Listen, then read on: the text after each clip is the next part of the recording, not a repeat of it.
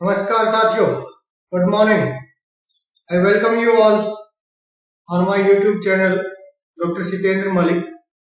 और आज जिस टॉपिक के ऊपर हम डिस्कस करेंगे और बहुत ही इंटरेस्टिंग टॉपिक है ज्योग्राफी का।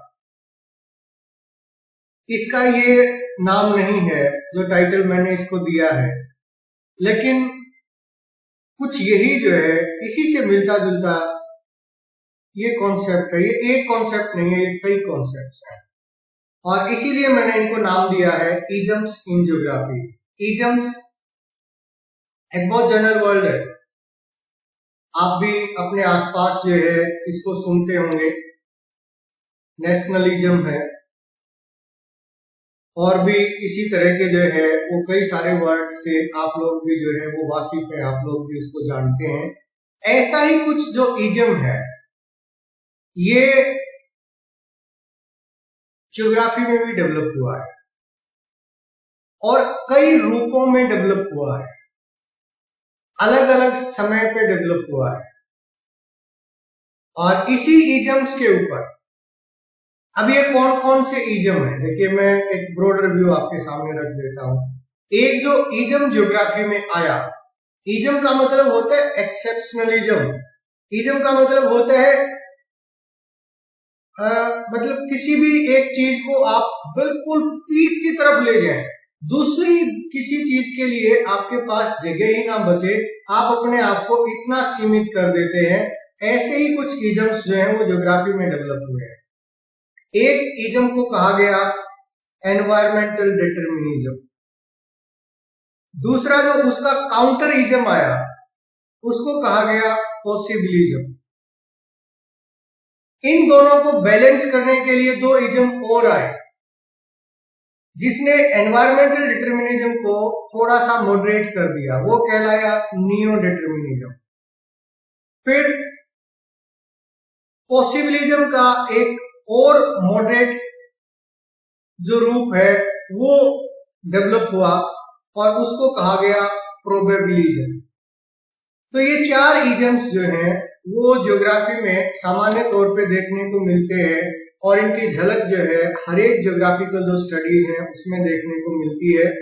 And before I start discussion on the topic isms in geography, I request you all who is watching this video कि अगर आपने अभी तक सब्सक्राइब का बटन जो है वो नहीं दबाया हो और वो लाल रंग में अगर है तो आप प्लीज वो सब्सक्राइब का बटन दबा दीजिए, उसके सामने आने वाले बेल आइकन को प्रेस कर दीजिए ताकि हर एक जो वीडियो है वो आप तक पहुंच सके। और अगर आपको ये वीडियो, इसका कंटेंट आपको अच्छा लगता है, आपको समझ आता है, तो मेरी एक बहुत हम्बल रिक्वेस्ट है कि आपके जितने भी जानकार हैं, जो भी आपके प्लेटफॉर्म्स हैं, प्लीज इन वीडियोस को उन प्लेटफॉर्म्स के ऊपर जो है वो शेयर जरूर करिए। धन्यवाद। Let's start our topic that I named it as isms in geography. So what type of isms or what kind of isms that have grown over a period of time in geography? If we talk about them, what are these isms actually? क्या है ये? अगर देखा जाए तो ये कुछ exclusive philosophies है। एक्सक्लूसिव फिलोसॉफीज का मतलब जो एक्सक्लूड करती है चीजों को, अपने आप को भी ये अलग करती है।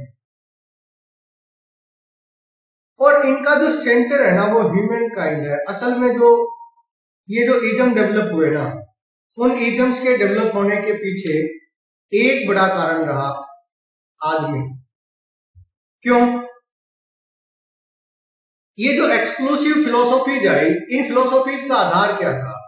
एक फिलोसॉफी का आधार ये था कि आदमी पैसिव है, वो कुछ नहीं करता, ना कुछ कर सकता है, जो करता है दूसरा करता है, वो बस बैठा रहता है और देखता रहता है, जो उसको कहा जाता है वो कर देता है, पैसिव है आदमी। एक दूसरी फिलोसॉफी आई, उस फिलोसॉफी ने कहा no, man is an active agent. वो इतना सक्षम, इतना प्रभावी है कि वो सभी तरह के जो परिवर्तन है ना उनको लेके आने में सक्षम है, इतना प्रभावी है। और जो आप कह रहे हो ना कि प्रकृति डोमिनेट करती है, प्रकृति को भी डोमिनेट करने की क्षमता आदमी में होती है, वो कहते हैं एक्टिव है। एक फिलोसफी आई, वो कहते हैं न्यूट्रल है, बहुत ज्यादा एक्टिव भी नहीं है। यूं मत मानो कि एक नई सृष्टि की रचना कर सकता है, इतना एक्टिव भी नहीं है, इतना पैसिव भी नहीं है कि ये कोई रिस्पॉन्स ही ना दे, ये रिस्पॉन्ड भी करता है। न्यूट्रल है, बहुत ज्यादा जो है वो मतलब मॉडरेट इफेक्ट डालता है, ये प्रभावित करने की क्षमता भी रखता है, प्रभावित भी करता है, प्रभावित भी होता है। ऐसी एक्सक्लूसिव जो फिलोसफीज हैं ज्योग्राफी में जो आई over a period of time, उन फिलोसफीज को मैंने नाम दिया है इजम्स इन ज्योग्राफी। पहला उसमें है एनवायरमेंटल डिटरमिनिज्म। फोकस क्या है? It focuses on environment as a determining factor. नाम में क्लियर है, डिटरमिनिज्म मतलब निश्चयवाद है, निश्चितता है कि ऐसा ही होगा। एनवायरमेंट से संबंधित दृढ़ता है, निश्चितता है, एनवायरमेंट का डिटरमिनिज्म है। और ये कहता है कि एनवायरमेंट डिटरमाइनिंग फैक्टर है, और आदमी जो कार्य करता है ना पृथ्वी के धरातल पे, वो कृषि करता है या वो माइनिंग करता है, वो फिशरी करता है, कुछ भी जो वो करता है ना, वो इस पर्यावरण का ही प्रभाव है, इसी का परिणाम है। ऐसी फिलोसफी एनवायरमेंटल डिटरमिनिज्म कहलाती है। दूसरी आती है पॉसिबिलिज्म। पॉसिबिलिज्म क्या कहती है? पॉसिबिलिज्म कहती है कि man it is the master, स्वामी है, मालिक है, बहुत परिवर्तन करने की क्षमता रखता है, डिसाइडिंग फोर्स है अर्थ सरफेस की, सारे निर्णय आदमी लेता है, प्रकृति कुछ नहीं करती है, एक्टिव है, शामिल रहता है हर एक चीज में, और मॉडिफाइंग एजेंट है, इतना प्रभावशाली है कि किसी भी चीज को परिवर्तित कर सकता है, किसी भी चीज में परिवर्तन लेके आ सकता है। ऐसी थ्योरी पॉसिबिलिज्म कहते हैं। फिर आई नियो डिटरमिनिज्म। इसने कहा कि आदमी और जो प्रकृति है ना, दोनों बैलेंस में काम करते हैं। ऐसा नहीं है भाई साहब कि प्रकृति ही आदेश देगी और आदमी हाथ जोड़ के बोलेगा ठीक है जी, जो आप कहेंगे वो मैं करूंगा। और ऐसा भी नहीं है कि आदमी का जो मन करेगा वो वही कर सकता है, कुछ लिमिट्स भी हैं, उनसे परे नहीं जा सकता। तो दोनों के बीच का बैलेंस है। जो भी चीज आपको दिखाई देती है ना अर्थ सरफेस पे, जो आदमी काम करता है वो कॉम्बिनेशन है नेचुरल और ह्यूमन फैक्टर दोनों का। ऐसी एक और जो इज्म आया वो नियो डिटरमिनिज्म कहलाया। So in this lecture we are going to discuss about environmental determinism. So let's start our discussion. What is environmental determinism? मैंने आपको पहले ही बताया, दो शब्दों का संगम है। एनवायरमेंट, एनवायरमेंट का एडजेक्टिव है एनवायरमेंटल, पर्यावरण, पर्यावरणीय, पर्यावरण से होने वाला। डिटरमिनिज्म जो डिटरमाइन करता है, जो निश्चित करता है। क्या निश्चित करता है? पृथ्वी के धरातल पे क्या होगा, it is decided by the environment. Environment is the determining factor. Environment plays role in determining everything what will exist and where it will exist। ऐसी जो फिलोसफी है वो एनवायरमेंटल डिटरमिनिज्म कहलाती है। और इसको बहुत, या दूसरे शब्दों में भी कहना, इसको डिटरमिनिज्म भी कहते हैं। निश्चयवाद है, निश्चितता है, इससे परे कुछ नहीं है। प्रकृति जो कहेगी ना करना पड़ेगा, नहीं करेगा तो वो तेरे को तबाह कर देगी, बर्बाद कर देगी, ऐसा डिटरमिनिज्म है। क्लियर है भाई, तेरे को मानना ही मानना पड़ेगा, तेरे पास कोई ऑप्शन नहीं है। जो पर्यावरण ने दे दिया उसी में गुजारा कर, उसके अलावा कुछ मत सोच। एनवायरमेंटलिज्म भी इसको कहते हैं। एनवायरमेंटलिज्म इसको इसलिए कहते हैं क्योंकि ये एनवायरमेंट के ऊपर डिपेंड है, सारी चीजें एनवायरमेंट पे डिपेंडेंट है, तो इसलिए इसको एनवायरमेंटलिज्म भी कहते हैं। ये आइडिया क्या है? What do we understand by environmental determinism? What does it say? Everything in human life is caused by natural environment. आदमी के पास जो भी है, उसके जीवन में जो भी होता है, वो प्राकृतिक जो पर्यावरण है, जो नेचुरल एनवायरनमेंट है, it will decide, it will cause what will happens. आदमी गर्म कपड़े पहनेगा, पर्यावरण निर्णय करेगा कि तू गर्म कपड़े पहनेगा कि ठंडे पहनेगा। अगर गर्मी है तो ठंडे पहनने पड़ेंगे, सर्दी है तो गर्म पहनने पड़ेंगे। वो क्या करेगा?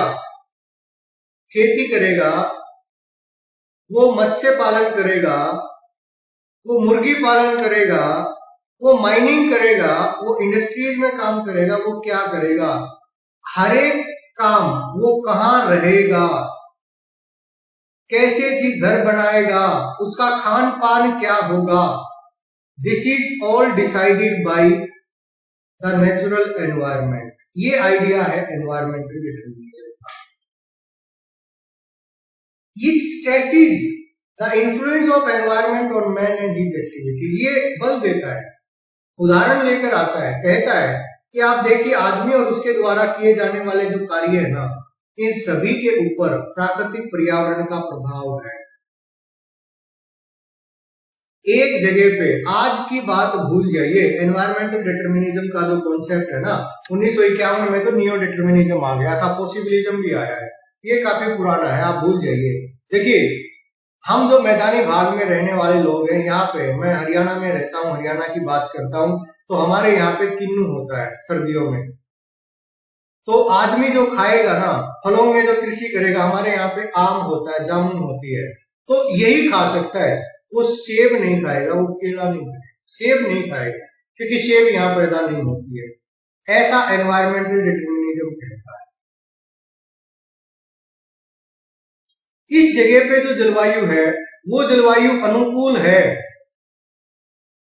कॉटन कल्टीवेशन के लिए, धान की कृषि नहीं करेगा यहाँ पे इस क्षेत्र में रहने वाला व्यक्ति।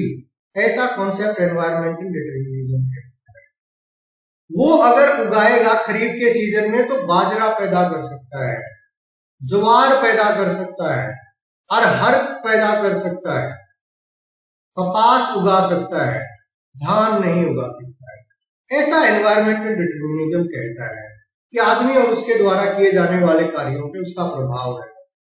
ये आदमी को सबऑर्डिनेट ट्रीट करता है एनवायरमेंट का। जैसे हमारा कोई सबऑर्डिनेट होता है, उसको हम कोई भी आदेश दे सकते हैं कि आप आज शाम तक ये करके लेके आएंगे। आप प्राइवेट सेक्टर में अगर आप देखते हैं तो कुछ इसी तरीके का ट्रेंड होता है। 5 बजे बॉस आता है और बोलता है मुझे सुबह जो है ये फाइल तैयार चाहिए, और उसको करना पड़ता है। ये सबऑर्डिनेट ऐसा कहता है। एनवायरमेंटल डिटरमिनिज्म ये कहता है कि आदमी जो है ना सबऑर्डिनेट है, प्राकृतिक पर्यावरण ने जो कह दिया ना उसको मानना ही मानना पड़ेगा, वो उससे आगे पीछे नहीं जा सकता है। ऐसा एनवायरमेंटल डिटरमिनिज्म का जो कॉन्सेप्ट है वो ऐसी अवधारणा रखता है। आज के समय के साथ मत तुलना करिएगा, मैं दोबारा से फिर से कह रहा हूं, आज हम टेक्नोलॉजिकली बहुत एडवांस्ड हैं, और टेक्नोलॉजिकल जो हमारी एडवांसमेंट है ना, वो एडवांसमेंट हमें अलग लेवल पे ले आई। ये प्राकृतिक पर्यावरण और पर्यावरण निश्चयवाद पहले का है। इसकी इतिहास अगर आप देखोगे ना तो बहुत लंबी हिस्ट्री है, और इसकी जो हिस्ट्री है ना वो ज्योग्राफी तक सीमित नहीं है। ज्योग्राफी और ज्योग्राफी से बाहर हर जगह पे एनवायरमेंटल डिटरमिनिज्म का जो कॉन्सेप्ट है वो लागू होता आया है, और बहुत प्राचीन इतिहास है इसका। एंशिएंट जो क्लासिकल पीरियड रहा है ना, ग्रीक्स का और रोमन का जो पीरियड रहा है, वहां पर भी एनवायरमेंटल जो डिटरमिनिज्म है, उनकी राइटिंग्स में भी एनवायरमेंटल डिटरमिनिज्म अपने को देखने को मिलता है। और जितने भी ग्रंथ, जितने भी किताबें लिखी गई ग्रीक्स के द्वारा, रोमन्स के द्वारा, वो सारी की सारी एनवायरमेंटल डिटरमिनिज्म से प्रभावित रही उनकी राइटिंग। लेकिन ये जो कॉन्सेप्ट है ये यूरोप में रेनेसा पीरियड जब आता है ना, पुनर्जागरण काल जब आता है, डार्क एज के बाद, तो उस समय ये जो कॉन्सेप्ट है ये मोमेंटम गेन करता है, काफी पॉपुलर हो जाता है। और अर्ली जो डेकेड्स रहे हैं 20वीं शताब्दी के 1910-15 के आसपास तक, फर्स्ट वर्ल्ड वॉर तक का जो टाइम है, उसमें साइंटिफिक वर्ल्ड में इस कॉन्सेप्ट ने पूरा डोमिनेंस दिखाया है, पूरी तरह से इसने साइंटिफिक वर्ल्ड को प्रभावित किया है। और जो जितनी भी साइंटिफिक डेवलपमेंट आई है, जितनी भी थ्योरी आई है, सारी की सारी इस कॉन्सेप्ट से प्रभावित होकर आई। और बहुत सारे स्कॉलर हैं जिन्होंने इस आइडिया को आगे बढ़ाया, उनके बारे में अभी हम जो है वो डिस्कस करेंगे। तो एनवायरमेंटल डिटर्मिनिज्म का जो कॉन्सेप्ट है ना, ये बहुत प्राचीन है, शुरू से ही ऐसा होता रहा है। If you look at this map, why I am showing this map? सबसे पहले ये ग्रीक एनवायरमेंटल डिटर्मिनिज्म की यात्रा को अगर मैं यहाँ पे आप लोगों को दिखाऊं तो ग्रीक से ये शुरू होता है, क्योंकि ग्रीक सबसे एंशियंट जो राइटिंग्स है वो मिलती है। ग्रीक से ये ट्रांसफर होता है इटली, रोमन साम्राज्य। रोमन साम्राज्य से ये कॉन्सेप्ट जो है वो ट्रेवल करके जाता है इधर अरब वर्ल्ड में। और अरेबिक के बाद जब रेनेसा पीरियड आता है, और रेनेसा पीरियड के बाद जब ये जो डिस्कवरी आती है, तो ये जो कॉन्सेप्ट है ना, इसकी यात्रा शुरू होती है और ये पहुंचता है जर्मनी। और जर्मनी के जो स्कॉलर रहे ना, वो इस कॉन्सेप्ट को पीक पे लेके गए। और फिर जर्मनी वालों का ही कुछ प्रभाव जो है वो देखने को मिलता है कुछ ब्रिटिशर्स के ऊपर, और यहां से फिर ये न्यू वर्ल्ड में प्रवेश करता है। न्यू वर्ल्ड कहां पे? अमेरिका में। इंग्लिश स्पीकिंग जो वर्ल्ड, अमेरिका का मैप यहाँ पे इंक्लूड नहीं हो पाया, तो ये यहाँ पे जाता है। तो इसकी यात्रा अगर आप देखो ना, तो ये ग्रीक से ओरिजिनेट होता है और ये पहुंचता है रोमन पीरियड में। रोमन पीरियड से ये पहुंचता है यहाँ पे अरब में। अरब से फिर ये जाता है यूरोप में, जर्मनी में, और जर्मनी से ये पहुंचता है इंग्लैंड, और इंग्लैंड से ये पहुंचता है यूएसए में। और इसका काउंटर होता है फिर यहाँ पे, ये लोग इसको मना कर देते हैं ना भाई, तुम ऐसी वैसी बात को हम गलत करते हैं। तो ये एक यात्रा रही है एनवायरमेंटल डिटर्मिनिज्म का जो कॉन्सेप्ट रहा है, उसी सीरीज में पढ़ते हैं। हिपोक्रेट्स की एक स्टेटमेंट अगर आप देखें, ये कहते हैं कि जो एशिया में रहने वाले जो लोग हैं, उनकी लाइफ जो है ना वो बहुत आसान है, उनको सारी चीजें मिलती हैं। और जो यूरोप में रहने वाले लोग हैं ना, वो बहुत गरीब है, और उनका जो जीवन है ना वो बहुत मुश्किल है, बहुत कठिन जीवन जीते हैं। और इसके पीछे का कारण क्या है? वो कहते हैं कि एशिया की जो एनवायरमेंटल कंडीशंस है ना, वो इन लोगों को इतना आरामदायक जीवन जीने के सुख सुविधाएं प्रदान करती है। क्यों? क्योंकि सभी तरह की जलवायु यहाँ पे देखने को मिलती है। और ये कहते हैं कि जो यूरोपियन लोग हैं ना, उनकी हार्श क्यों है? क्योंकि वहां की क्लाइमेट जो है ना, वो जो एनवायरमेंटल कंडीशंस है वो इतनी हार्श है कि उनका जो जीवन है ना वो बहुत मिजरेबल है। तो हिपोक्रेट्स जब इस तरीके की बात करते हैं तो ये स्पष्ट तौर पे निकल के आता है कि आदमी और उसके द्वारा किए जाने वाले कार्य, इन दोनों के ऊपर एनवायरमेंट का प्रभाव है। और एनवायरमेंट क्या है? एक डिटरमिनिस्ट है, निश्चयवादी। एरिस्टोटल की राइटिंग्स में देखिए, एरिस्टोटल की राइटिंग पढ़ते हैं, बहुत इंटरेस्टिंग है। ये कहते हैं कि people inhabiting the warm climate of Asian country, Asia की जो गर्म जलवायु है ना, उस गर्म जलवायु में रहने वाले जो लोग हैं वो इंटेलिजेंट हैं, लेकिन उनमें जोश और उत्साह की कमी है, और इसी कारण लोग उनको गुलाम बना के रखते हैं। यानी वहां पर राजा राज करता है और दासता का जीवन जो है वो लोग जीते हैं। क्यों? क्योंकि गर्म जलवायु है, बहुत समझदार है, इंटेलिजेंट है, लेकिन साहस नहीं है। साहस ना होने के कारण क्या है कि जो और कहते हैं ना, वो उसी चीज को जो मान जाते हैं, वो सारी बातों को उसी के अनुसार चलते हैं। और ये कहते हैं कि जो कोल्डर कंट्रीज हैं, जो ठंडे देशों वाले जो लोग हैं, वो बहुत बहादुर हैं, ब्रेव हैं, लेकिन सोच नहीं है उनकी, बहुत ज्यादा विकसित नहीं है, थॉटफुल नहीं है, टेक्निकल स्किल कमजोर है, और इसीलिए पॉलिटिकल ऑर्गेनाइजेशन नहीं है, पॉलिटिकली बहुत ज्यादा ऑर्गेनाइज्ड नहीं है। बहुत बड़ा कोई साम्राज्य यहाँ पे देखने को नहीं मिलता है। क्यों? क्योंकि टेक्निकल स्किल नहीं है, थॉटफुल नहीं है, बहुत ज्यादा सोचते नहीं है, लेकिन बहादुर है। क्यों?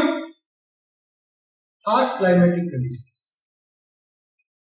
और फिर ये एरिस्टोटल के वो 5 जोन आपने पढ़े होंगे, 3 zone broadly, torrid zone, temperate zone और फ्रिजिड जोन, जिसमें उन्होंने कहा था कि 2 जो है वो मानव निवास के बिल्कुल प्रतिकूल परिस्थितियां है, टोरिड जोन और जो फ्रिजिड जोन है ये इनहेबिटेबल प्लेसेस है, और लोगों का अगर निवास पाया जाता है तो कहां पाया जाता है? टेम्परेट रीजन में। क्यों? क्योंकि ये यूरोपियन एरिया मेडिटेरेनियन सी के आसपास घूमे थे, वहीं पे लोग इनको मिले थे, और बाद में दूसरी जगह अगर कहीं पे गए तो आदमी साइबेरिया की तरफ, तो आदमी मिले नहीं। तो इन्होंने कहा कि जो ह्यूमन हैबिटेबिलिटी है ना, वो लेटीट्यूड और क्लाइमेट के अनुसार चेंज होती है। जहाँ क्लाइमेट फेवरेबल है वहां लोग ज्यादा पाए जाते हैं, जहाँ क्लाइमेट फेवरेबल नहीं है ना वहां कम लोग पाए जाते हैं। तो एरिस्टोटल की ये स्टेटमेंट भी अगर हम देखते हैं तो ये भी क्लाइमेट को जिम्मेवार मानते हैं कि जो आदमी के द्वारा किए जाने वाले जो कार्य हैं, चाहे उसका इंटेलिजेंट होना, चाहे उसमें साहस की कमी ना होना या साहस की कमी होना, ये सारा जलवायु परिस्थितियां निर्धारित करते। स्ट्रैबो, अब ये इटली चला गया, रोम, कॉन्सेप्ट एनवायरमेंटल डिटर्मिनिज्म का बहुत ज्यादा लोगों ने बात करी है, लेकिन मैं कुछ जो मेन है उनकी हाइलाइट्स कर रहा हूं। स्ट्रैबो कहते हैं कि जो रोम साम्राज्य का जो उदय हुआ, क्योंकि देखिए अगर आप हिस्ट्री ऑफ ज्योग्राफिकल थॉट पढ़ते हैं तो ग्रीक ज्योग्राफर के कंपैरिजन में जो रोमन ज्योग्राफर रहे ना, रोमन ज्योग्राफर इतने इंडिपेंडेंट स्कॉलर नहीं थे जितने ग्रीक स्कॉलर्स थे।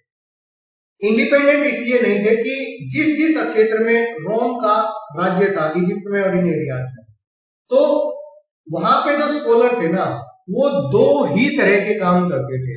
पहला, बाकी जो क्षेत्र है ना उसके बारे में जानकारी दो, दूसरा उसको कैसे जीता जा सकता है। तो इनकी जो ज्योग्राफी रही ना वो ज्योग्राफी रोमन शासकों के अनुसार रही। और इसी सीरीज में स्ट्रैबो की ये जो स्टेटमेंट है ना उसी से मिलती जुलती है। ये कहते हैं कि इटली यानी जो रोम है ना, इस रोमन साम्राज्य के उदय में और इसकी मजबूती में इसकी शेप, स्लोप, रिलीफ, क्लाइमेट और जो स्पाशियल रिलेशन है ना उनका बहुत योगदान रहा है। क्योंकि समुद्र एक्सेसिबल था तो समुद्र से ये आगे बढ़े, साम्राज्य आगे बढ़ा। इसकी जो स्लोप और रिलीफ है वो ऐसा है कि यहाँ के लोग क्रेजियस हो गए और उन्होंने जो है वो दूसरे क्षेत्रों के ऊपर विजय प्राप्त करना शुरू किया। जीन बॉडिन ये सोशलिस्ट है, फ्रांस के सोशलिस्ट है। ज्योग्राफी से बाहर की बात आ जाती है थोड़ी, लेकिन ये भी एनवायरमेंटल डिटर्मिनिज्म के जो कॉन्सेप्ट है ना उसको बड़े ये कह लीजिए कि बहुत इंटरेस्टिंग वे में प्रेजेंट करते हैं। ये कहते हैं पीपल ऑफ नॉर्दर्न लैंड, जो उत्तर के जो लोग हैं ना फ्रांस से उत्तर के, वो बहुत ब्रूटल है, बहुत गंदे हैं, बहुत निर्दयी हैं। लेकिन जब जो कि वो कहते हैं कि जो साउथ के जो लोग हैं ना, साउथ की तरफ के फ्रांस से, वो बहुत वेंचफुल है, कनिंग है, बहुत चालाक है, बदमाश है। ऊपर वाले निर्दयी हैं, नीचे वाले धोखा देने वाले हैं, बहुत चालाक है, कनिंग है। और लेकिन जो टेम्परेट रीजन के जो लोग हैं ना वो बहुत टैलेंटेड है। नॉर्थ वालों की तुलना में उनमें टैलेंट ज्यादा है और साउथ वालों की तुलना में उनमें एनर्जी ज्यादा है, और इसी कारण से उनके अंदर वो सारी क्षमताएं हैं जो राज करने के लिए चाहिए। और इसीलिए जो यूरोप है ना वो बाकी क्षेत्रों के ऊपर राज करता है, राज कर रहा है। जीन बॉडिन इसके पीछे एनवायरमेंट के ये फैक्टर जो है वो रिस्पॉन्सिबल मानते हैं। मॉन्टेस्क की स्टेटमेंट है, ये भी पॉलिटिकल जो साइंटिस्ट हैं वो रहे हैं। ये कहते हैं कि जो सॉइल और क्लाइमेट है ना आदमी के चरित्र में एक गाइड की तरह काम करती है। क्लाइमेट अगर फेवरेबल है तो आदमी निकम्मा निकल्ला हो जाता है, क्लाइमेट अगर हार्श है तो आदमी संघर्षशील बनता है। मिट्टी अगर उपजाऊ है तो वो कृषक बनता है, और मिट्टी अगर अनउपजाऊ है तो वो और हार्ड वर्क जो है उसको करना पड़ता है। यानी एक लॉ गिवर है, गाइड की तरह जो है वो काम करते हैं, उसके कैरेक्टर को डिसाइड करने में वो कैसा रहेगा। कार्ल रिटर बहुत बेहतर स्कॉलर अपने टाइम के, मॉडर्न क्लासिकल पीरियड ज्योग्राफी का रहा। ये थोड़ा सा बैलेंस्ड अप्रोच पे बात करते हैं। ये कहते हैं कि जो अर्थ का आदमी पे, पृथ्वी का मानव पे, मानव का पृथ्वी पे रेसिप्रोकल इन्फ्लुएंस है। ऐसा नहीं है कि एक ही प्रभावित कर रहा है, दोनों एक दूसरे को प्रभावित करते हैं। हाँ, इसमें जो प्रभाव है पृथ्वी का वो थोड़ा ज्यादा हो सकता है। फ्रेडरिक लेप्ले ये एक डिक्टम देते हैं, प्लेस वर्क फॉर, और एनवायरमेंटल डिटर्मिनिज्म को इन 3 शब्दों में बहुत बेहतर तरीके से एक्सप्लेन करते हैं। कैसे, देखिए, ये कहते हैं place, place means environment, it will decide the work. वो जो स्थान है ना जहां पे वो आदमी रह रहा है वो निर्धारित करता है कि आदमी कौन से काम करेगा। जंगल में रहने वाला आदमी आखेट करेगा, मैदानी भाग में रहने वाला आदमी कृषि करेगा, नेचुरल रिसोर्सेज जहां पे मिलते हैं वहां रहने वाला आदमी माइनिंग में इन्वॉल्व होगा। तो ये कहते हैं प्लेस डिसाइड द वर्क। जो एनवायरमेंट है वो इकोनॉमी को डिसाइड करता है, वो इकोनॉमी कैसी इकोनॉमी ग्रो करेगी, और जो वर्क है ना it will decide the form. और जो ये इकोनॉमी है ये सोसाइटी को डिसाइड करती है, कैसी सोसाइटी जो है वो वहां पे डेवलप होगी, civilized, uncivilized, well trained, unwell, less trained, या फिर स्किल्ड, अनस्किल्ड, किस तरह की सोसाइटी होगी ना ये उसकी इकोनॉमी पे डिपेंड करता है। तो लैप्ले का ये कॉन्सेप्ट एनवायरमेंटल डिटर्मिनिज्म को बहुत बेहतर एक्सप्लेन करता है। ये कहता है कि जगह, place decide the work and work decide the form. आदमी का रहन सहन, उसका लाइफस्टाइल, उसका जो उसकी जो वैल्यूज है, उसके जो ट्रेड्स हैं वो उसके कार्य से निर्धारित होते हैं। कृषि करने वाले आदमी और सर्विस सेक्टर में इन्वॉल्व आदमी दोनों का लाइफस्टाइल बिल्कुल अलग अलग होता है। तो work decide the form and who will decide the work, the place will decide the work. Urban area में रहता है तो सर्विस सेक्टर में होगा, रूरल एरिया में रहता है तो एग्रीकल्चर में। रेक्चेल जो है ये एक्सट्रीम एनवायरमेंटलिस्ट रहे, प्रभावित थे चार्ल्स डार्विन के ओरिजिन ऑफ स्पीसीज से, और उसके आधार पे इन्होंने ये मान लिया कि जो पर्यावरण है ना वो हर एक चीज को निर्धारित करता है, हर एक चीज को प्रभावित करता है। और इन्होंने कहा cultural forms as having been adapted and determined by factor of physical environment. जितनी भी कल्चरल फॉर्म है ना, यानी आदमी का की वेशभूषा, उसकी क्लॉथिंग, उसकी फूड हैबिट्स, सेटलमेंट का पैटर्न, हाउसिंग का डिजाइन, उसकी economic activity, it is all decided by and adopted according to the physical environment, ऐसा रेक्चेल कहते हैं। और जो कंसंट्रेशन और डिस्ट्रीब्यूशन है पॉपुलेशन का, सेटलमेंट का, माइग्रेशन और जो डिफ्यूजन है कल्चर का, क्लाइमेट से प्रभावित होता है। ये कहते हैं पॉपुलेशन का डिस्ट्रीब्यूशन अगर आप वर्ल्ड में देखेंगे तो जहां पे हॉस्टाइल क्लाइमेट है वहां पे कंसंट्रेशन बहुत कम है, बहुत कम लोग रहते हैं, और जहां पे फेवरेबल क्लाइमेट है वहां पे कंसंट्रेशन हाई है।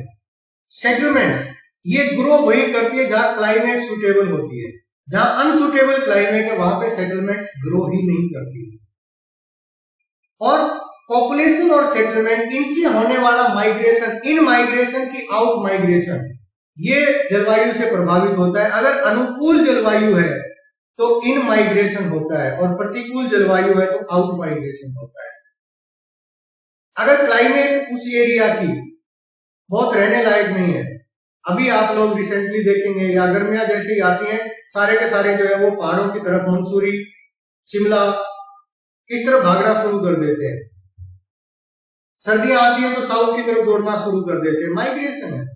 तो ये कह रहे क्लाइमेट डिसाइड करती है। डिफ्यूजन ऑफ कल्चर, कल्चर जो फैलेगी उसका जो डिफ्यूज होगी ना वो भी क्लाइमेट से ही डिसाइड होगी। और इसीलिए उन्होंने जो चार्ल्स डार्विन का सिलेक्शन एंड स्ट्रगल का जो कॉन्सेप्ट है, natural selection, survival of the fittest, उसको इन्होंने अडॉप्ट किया है।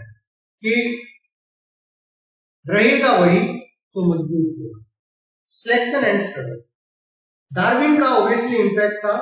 साइंटिफिकली इन्होंने वैलिडेट किया एनवायरमेंटल डिटर्मिनिज्म के कॉन्सेप्ट को, कि जीवन कहाँ पनपा और किस एरिया में विकसित हुआ, कैसे कैसे ग्रो किया, पूरा एनवायरमेंटल डिटर्मिनिज्म पे फोकस। चर्चिल से अब हम जर्मनी से यूएसए की तरफ जा रहे हैं। चर्चिल सैंपल एक्सट्रीम एनवायरमेंटलिस्ट क्या कहती है, सुनिए। इन्फ्लुएंस ऑफ ज्योग्राफिक एनवायरमेंट एक किताब लिखी चर्चिल सैंपल ने। उसमें उन्होंने क्या कहा, उन्होंने कहा कि आदमी इस पृथ्वी की पैदाइश है। हर सरफेस से ही जो है, हम भी कहते हैं कि हमारा जो शरीर है वो 5 भूतों से मिलकर बना है, पृथ्वी, अग्नि, जल, वायु और आकाश। तो हर सरफेस का प्रोडक्ट है मैं, ठीक है। ये कहते हैं, इसका मतलब ये नहीं है कि ये पृथ्वी का बच्चा है, यानी पृथ्वी ने इसको पैदा किया ना। It is the dust of the dust, ये उस पृथ्वी की धूल है, पृथ्वी की धूल नहीं है, पृथ्वी की धूल है, यानी कुछ भी नहीं है आदमी, पृथ्वी, प्राकृतिक पर्यावरण सब कुछ है। अर्थ हैज मदर्ड हिम, आदमी को पृथ्वी ने मर्डरिंग करी है। जैसे माता बच्चे का लालन पालन करती है ना, ऐसे पृथ्वी ने इसको वो चीजें दी हैं जो इसको जिंदा रहने के लिए चाहिए। इसको खाना खिलाया है, उसके काम बताए तो क्या करेगा, उसके जो विचार हैं उनको डायरेक्ट किया है, और उसके सामने मुश्किलें पैदा करी हैं ताकि उसका जो शरीर है ना वो मजबूत हो सके, और उसकी जो कुशलता है, उसकी जो विट है ना वो और शार्पन हो सके। यानी आदमी कुछ नहीं है, आदमी आज जो आप देख रहे हैं ना वो उसके प्राकृतिक पर्यावरण का परिणाम है। This is what Churchill sample said. Huntington ये क्या कहते हैं, ये क्लाइमेटिक डिटर्मिनिज्म पे फोकस करते हैं। इनकी किताब है सिविलाइजेशन एंड क्लाइमेट। उसमें ये बताते हैं कि जो सिविलाइजेशन है ना, जितनी भी समाज में दुनिया में सभ्यताएं जो पनपी है, ये सारी की सारी सभ्यताएं उन क्षेत्रों में विकसित हुई है जहां पे जो क्लाइमेट थी ना, स्टिमुलेटिंग क्लाइमेट थी, यानी ऐसी क्लाइमेट थी जो सभ्यताओं के, सिविलाइजेशंस की ग्रोथ के लिए फेवरेबल कंडीशंस दे रही थी। और इसी कारण जो ट्रॉपिकल एरिया है जहां पे बहुत ज्यादा गर्मी पाई जाती है, वहां पे कोई हायर लेवल की सिविलाइजेशन ग्रो नहीं करी। सारी civilization Mesopotamian, Tigris Euphrates, Assyrian, Phoenician, Egyptian, Greek, Roman, सारी ये कहती कि ये जो फेवरेबल क्लाइमेटिक एरियाज है ना वहां पे बनती है। मकिंडर पॉलिटिकल ज्योग्राफर रहे इंग्लैंड के, हमने बात करी थी कि इंग्लैंड भी गया एनवायरमेंटल डिटर्मिनिज्म। तो इन्होंने कहा कि कोई भी जो पॉलिटिकल ज्योग्राफी है ना, अगर वो फिजिकल ज्योग्राफी के ऊपर आधारित नहीं है ना तो उसका एग्जिस्टेंस संभव ही नहीं है। यानी पॉलिटिकल ज्योग्राफी में जो आप पॉलिटिकल यूनिटी की, पॉलिटिकल ऑर्गेनाइजेशन की और पॉलिसीज की बात जब करते हैं ना, अगर आपने प्राकृतिक पर्यावरण को कंसीडर नहीं किया तो आपकी जो पॉलिटिकल ज्योग्राफी है वो सस्टेन ही नहीं कर सकती। हार्टलैंड का कॉन्सेप्ट आप लोगों को याद होगा, मकिंडर के द्वारा दिया गया था। उसमें उसने जो फिजिकल कॉन्फ़िगरेशन है रसिया की, उसी को आधार बनाते हुए हार्टलैंड का कॉन्सेप्ट दिया। ये कुछ व्यूज है अलग अलग क्षेत्र में, कुछ इंपोर्टेंट लिए, इसके अलावा बहुत हैं। ऐसा नहीं है कि यही लोग एनवायरमेंटल डिटर्मिनिज्म पे काम कर रहे थे, नहीं, बहुत लोगों ने काम किया है, लेकिन कुछ इंपॉर्टेंट जो हाइलाइट्स हैं वो मैंने आप लोगों के साथ शेयर किया। If I came to the conclusion of this environmental determinism, the concept of environmental determinism works on physical environment control the course of human action. जो प्राकृतिक पर्यावरण है, जो भौतिक पर्यावरण है, आदमी के द्वारा किए जाने वाले सारे कार्यों को कंट्रोल करता है। मैं आदमी फ्री नहीं है, अपने हिसाब से कुछ नहीं कर सकता, उसको प्रकृति के हिसाब से करना पड़ेगा, ऐसा एनवायरमेंटल डिटर्मिनिज्म कहता है। और जो अचीवमेंट्स है ना, आदमी ने जो हासिल भी करा है वो भी उस प्राकृतिक भौतिक पर्यावरण का परिणाम है, उसने जो भी हासिल कर लिया है। और everything in human life it is caused by nature. उसके जीवन में जो भी होता है ना, सारा का सारा प्रकृति के द्वारा किया जाता है। कहीं पे भी कोई व्यक्ति रहता है, उसका रहन सहन, उसका खाना पीना, आप देखो ना, उत्तर भारत में रहने वाले लोग मौसम के हिसाब से अपने कपड़े रखते हैं, पहाड़ी एरिया में रहने वाले लोग उसके हिसाब से कपड़े पहनते हैं, पठारी क्षेत्र में भारत के रहने वाले लोग, उनके पास गर्म कपड़े होते ही नहीं, क्योंकि वहां पे गर्मियां सर्दियां होती ही नहीं। तो पहाड़ी एरिया में आपको कॉनिकल इस तरीके के घर पाए जाते हैं, कारण बरसात ज्यादा होती है, स्नोफॉल हो जाती है, तो स्नोफॉल अगर आपकी जो है वो ऐसे फ्लैट अगर रूफ होगी तो उसको डैमेज कर सकती है, तो इसलिए वो ऐसे रखते हैं कॉनिकल शेप। तो ये एनवायरमेंटल डिटरमिनिज्म को दर्शाता है। वहां पे पहाड़ी एरिया में रहने वाले लोग, क्योंकि आजकल लोग वहां पे जाने लगे ज्यादा, तो आप देखेंगे वो टूरिज्म में इन्वॉल्व है, सबके पास गाड़ियां होंगी और गाड़ियां लेके आपको घुमाने के लिए, 4 जगह दिखाने के लिए तैयार करेंगे। मैदानी भाग में जब आप आते हैं तो एग्रीकल्चरल लैंडस्केप है, क्योंकि एग्रीकल्चर का डोमिनेंस। कोस्टल एरिया में जाते हैं, वहां पे फिशरमैन का डोमिनेंस देखने को मिलता है। क्यों? कृषि कहाँ करेंगे, जमीन तो है नहीं, समुद्र है, समुद्र है तो मछलियां पकड़ते हैं, उसी के ऊपर जीवन यापन होता है। तो यही बात एनवायरमेंटल डिटरमिनिज्म कहता है कि फिजिकल एनवायरनमेंट कंट्रोल करता है कोर्स ऑफ ह्यूमन एक्शन, आदमी की कोई चॉइस नहीं है, ये इसका क्रिटिसिज्म है। आदमी के पास चॉइस है। मैं हरियाणा का रहने वाला, उत्तर भारत का रहने वाला, मेरी मर्जी है, मैं चाहूं तो खेती कर लूं, मैं चाहूं पोल्ट्री फार्मिंग करूं, मैं चाहूं फिशरीज जो है वो पिसीकल्चर में इन्वॉल्व हो सकता हूं, मैं चाहूं तो हॉर्टिकल्चर में इन्वॉल्व हो सकता हूं। चॉइस है। और यही बाद में जो है हम जब तीसरे कॉन्सेप्ट की बात करेंगे, ये वहां पे आया था। तो सारी की सारी चीजें, और क्रिटिसिज्म यही तो आया इसका कि अगर आप एक इंडस्ट्रियल सोसाइटी में, एक अर्बनाइज सोसाइटी में अगर आप देखते हैं तो जो यूनिवर्सल वैलिडेशन है ना इस कॉन्सेप्ट का, वो दिखाई ही नहीं देता है।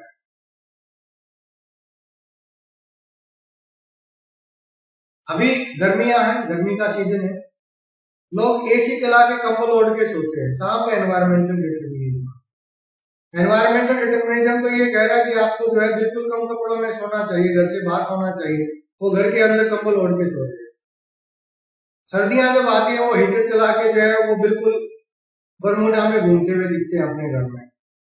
तो अर्बनाइज सोसाइटी, इंडस्ट्रियल जो सोसाइटी है ना, वहां पे इस कॉन्सेप्ट का जो वैलिडेशन है वो थोड़ा सा डाउटफुल रहता है, और एनवायरमेंट कंट्रोल करता है, देयर इज नो डाउट, लेकिन इस हद तक कंट्रोल नहीं करता जिस हद तक चर्चिल सैंपल जैसे जो ज्योग्राफर्स थे वो इस कॉन्सेप्ट को ले गए। इतना प्रभावित भी प्राकृतिक पर्यावरण नहीं करता। आदमी के अपने पास चॉइस होती है, लेकिन उसकी चॉइस प्राकृतिक पर्यावरण द्वारा नियमित की गई लिमिट्स के अंदर होती है। ये बात तो तय है। देखो, मैं प्लेन एरिया में रहता हूं, मेरी मर्जी है मैं धान उगाऊं, मेरी मर्जी है मैं बाजरा उगाऊं, कपास उगाऊं, गन्ना उगाऊं, क्या उगाऊं। हाँ, लेकिन अगर मैं ये चाहूं कि मैं यहाँ पे चाय की खेती करूं तो संभव नहीं है। चॉइस, लेकिन मेरे पास चॉइस है। ऐसा नहीं है कि प्रकृति ने जो कह दिया ना कि आप यही करेंगे तो वही चीज वहां पे होगी, वो ऐसा नहीं। तो ये एनवायरमेंटल डिटरमिनिज्म का जो कॉन्सेप्ट है, एनवायरमेंट डिटरमाइन करता है, चॉइसेस ऑफर करता है, लेकिन चॉइस कौन सी चाहिए आदमी उसका डिसाइड करता है। और इसी एक्सेप्शनलिज्म के कारण इस कॉन्सेप्ट का जो क्रिटिसिज्म डेवलप हुआ पॉसिबिलिज्म के रूप में फ्रांस में, उसको हम कमिंग लेक्चर में जो है वो डिस्कस करेंगे। So I again at the end of this lecture I request you all to please kindly subscribe this channel, share the content of this channel and help me to grow the network, help me to, अगर आप लोगों को ये lecture अच्छे लगते हैं ना, तो मेरी भी इच्छा है कि मेरे यहाँ पे जो सब्सक्राइबर्स है ना वो 10s या 100s में होने चाहिए।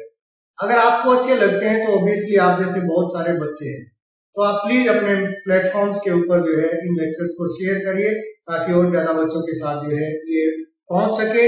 So with this all I thank you everybody, thank you very much for joining me. Please keep on sharing and keep on sharing the videos of this channel. Thank you very much.